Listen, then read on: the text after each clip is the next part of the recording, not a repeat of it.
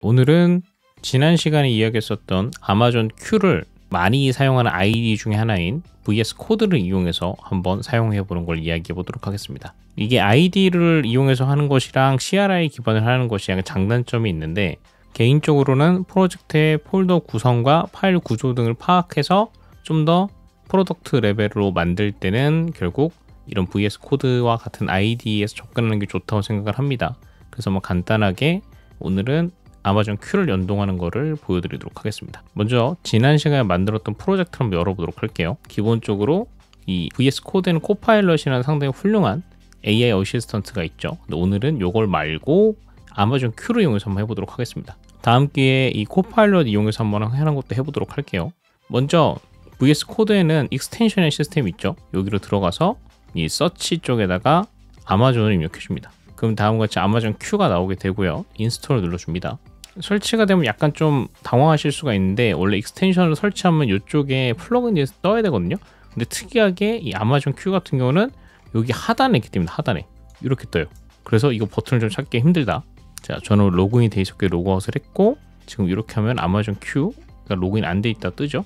그래서 이걸 선택하시면은 상단에 Sign into Get Started라고 뜹니다. 그래서 클릭을 하시면은 우측에 이렇게 퍼스널 어카운트로 쓸 것이냐, 컴퍼니 어카운트로 쓸 것이냐 하는데, 우리는 무료 버전을 지금 써서 하는 것을 기준으로 하기 때문에 이 빌드 아이디 퍼스널 어카운트 쪽을 선택하시면 되고, 유료 버전을 써거나 회사에서 사용하신다 그러면은 요걸 선택하시면 됩니다. 자, 퍼스널 어카운트를 선택하고요. 인증을 하기 위한 창이 뜨면은 자신이 가입을 해놨던 빌드 아이디로 로그인을 합니다. 그래서 이렇게 액세스 허용 관련 창이 뜨면은 액세스 허용 버튼을 눌러서 액세스 허용을 해주시고요. 리퀘스트 어프로브드가 됐으면 다시 VS 코드로 넘어가서 요거를 클릭해 보시면은 지금 보시는 것처럼 이제는 정보가 좀 바뀌어서 세팅 화면들 같은 게 나옵니다.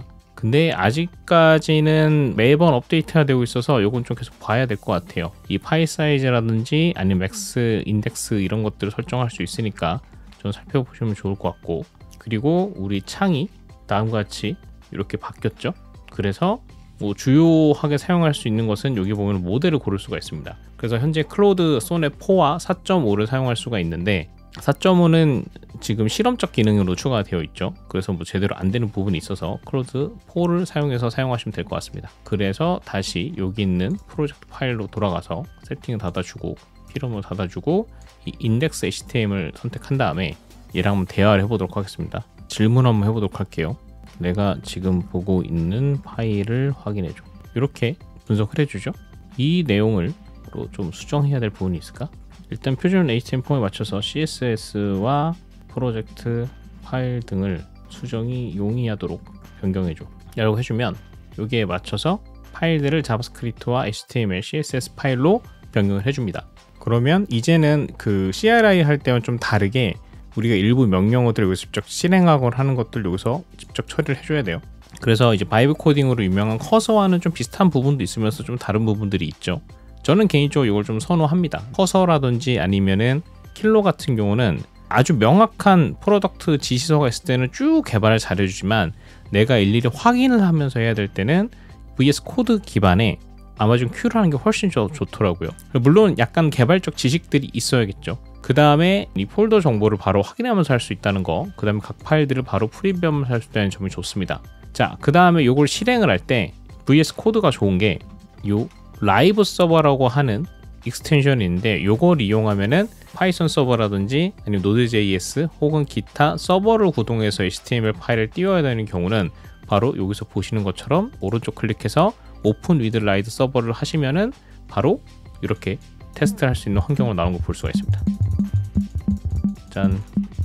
자, 이제 이렇게 우리가 VS 코드 기반으로 프로젝트를 열고, 그 다음에 파일을 구성해서 변경을 하고, 그 다음에 HTML 라이브 서버까지 연동해서 확인해 봤습니다. 다음에는 더 유용한 정보를 바탕으로 또 내용 한번 공유해 보도록 할게요. 오늘 영상 여기서 마치도록 하겠습니다. 구독과 좋아요 부탁드릴게요. 감사합니다.